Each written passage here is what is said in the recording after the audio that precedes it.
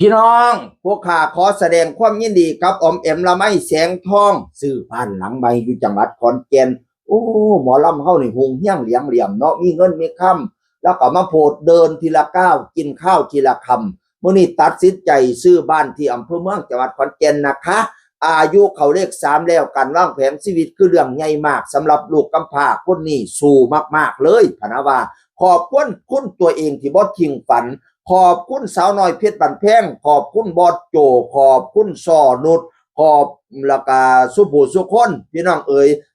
แล้วก็น้องออยไออุ่นลูกสาวที่ทำให้ออมแอมมีความกล้าในการตัดสินใจในซื้อบ้านครั้งนี้มันตกว่าพึกแล้วว่าเป็นจุดสงการในการทำงานมันไกลบ้านแพงแล้วก็ไปมาหาสู่น้องไออุ่นได้ใกล้ที่สุดน้องไออุ่นน่ะลูกสาวเล่าอนาคตนี่เสี่ยวน้องไออุ่นมาเรียนอยู่ขอนแก่นมีบ้านพักอยู่กับแม่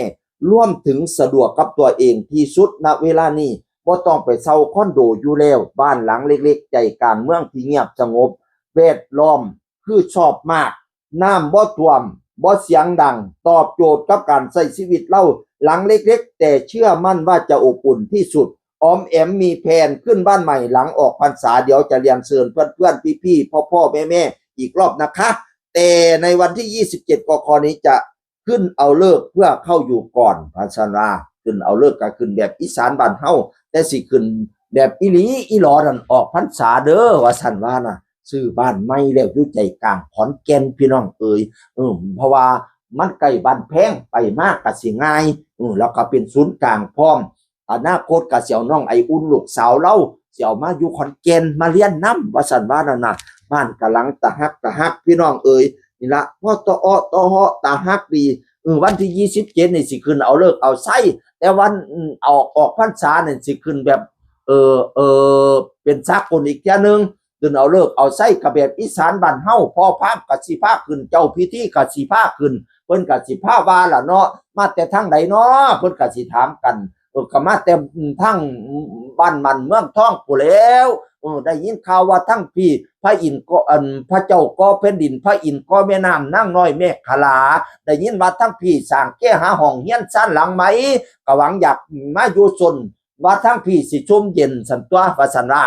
คันมาอยู่แล้วฮู้บ่เฮียนหลังนี้ซื้อหยังแน่เพิ่นก็สิไล่ไปเด้เสาต้นที่1ชื่อว่าพรหมพิทักษ์รามต้นที่2ชื่อว่างามเมืองพรหมต้นที่3ชื่อว่าส้มนครเสาต้นที่4ชื่อว่าขวัญเมืองต้นที่5ชื่อว่าเมืองลาหุนต้นที่6ชื่อว่าขุนผาคั่งต้นที่7ชื่อว่าบังโพยไผ่เสาต้นที่8ชื่อว่าไสยมงคลเสาต้นที่9ชื่อว่าเก้าคำเก้าคูณพุ่นแม่นเจ้าตั้งดังแม่นเจ้าต่อป่องรอแม่นนั่งเข้าไหลหัวบันไดแม่นเท่าบุญห้องค้างตรงแม่นเท่าองค์อาจเป็นกาดแม่นเท่าบุญเย็นฟ้าเส้นแม่นเท่ากษัตริย์ซื้อกะงัวคือแม่นเท่าค่ำแข็งไม่ละแนงแม่นนั่งอ่อละไม่อกไก่แม่นนั่งบัวห่มปั่นล่มแม่นนั่งบัวเฮี้ยงเขียงขิ้งไฟแม่นนั่ง3เท่าก้อนเสาซื้อว่านั่งบุญสู้พักตูหน้าต่างซื้อว่าล้มทอผู้มาเข่าซื้อว่าเท่าบุญหนาหลังค่าซื้อว่าเท่าปกป้องยกขึ้นแล้วงามอ๋อต้องซื้อว่าเฮี้ยนนั่นขวัญเงินนอนกลางคืนก็อยู่ดีมีโซนอนกลางวันโลกไพ่บ่เบียดเบียนนี่แล้วเฮี้ยนพญาอินพ่มตกแต่งเฮี้ยนพญาแถนแบงให้มาเปลี่ยนมูลเข้ามาแล้วก็คำคุ้นมุ่นมังสร้างมางัวกล้วยอังเต็มถุนเข้าเปียกปุ่นเต็มเหล้าเข้ามาแล้วก็อยู่ซุ่มกินเย็นเคาะก็บ่ให้เห็นเข็นก็บ่ให้ใกล้นี่แต่ไรกับไรมีกับมีนี่ล่ะเฮี้ยนเศรษฐีเก่ากระปุ่มเฮี้ยนอยู่ซุ่มกินเย็นเป็นน้ำสิ้นซาตาวาสนาน้ำทรงเจ้าตรงลงทงเงินเจ้ากะใหญ่เจ้าตรงลงท้องคำอลัมคาบุญหลายจังได้พ่อบุญหน่อยแม่นบ่เห็นสันตัวเพิ่นว่าพี่น้องเอ๋ยโอ้ยคำเว้าหลายคือหยังนี่คำขึ้นบันไดก็มีคำตอกอันมองหอยถุงเงินทองคำก็มีโอ้ยหลายคำเว้าเพิ่นพี่น้องเอ๋ยเอาซ้ำนี่ละยินดีต้อนรับกับยินดีต้อนรับพะนะว่ายินดีกับน้องอมแอมละไมแสงทองได้บ้านหลังใหม่สวยงามพระราม8เสียให้อยู่ซุ่มกินเด่นแนวงูเฮี้ยงเลี้ยงเหลี่ยมให้อบอุ่นเด้ออีหล่าเอ๋ยเสียงคือคนเก่าเว้าสู่ฟังสวัสดีครับ